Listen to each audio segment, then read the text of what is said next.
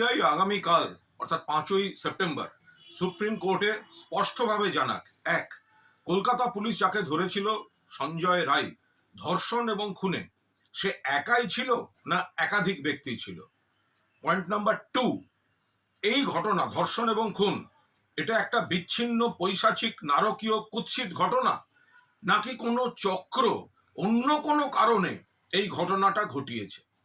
Point number 3, যদি CBI কোর্টে বলে যে প্রথমে তথ্য প্রমাণ লোপাটের জন্য প্লেস অফ অকারেন্সে বিকৃতি ঘটানো হয়েছে বলে আমরা তদন্ত এগোতে পারছি না, সেক্ষেত্রে তাদের স্পষ্ট তথ্য দিয়ে জাস্টিফাই করতে হবে যে কেন তারা এই কথা বলছে।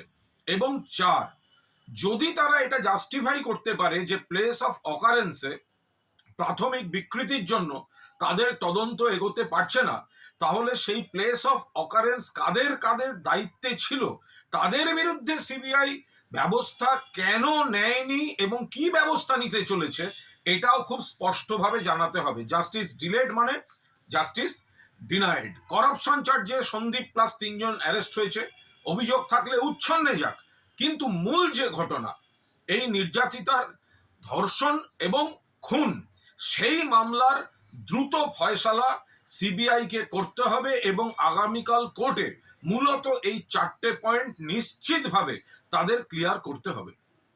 বাংলা খবর, আপনার রাজনীতি, আপনার আওয়াজ।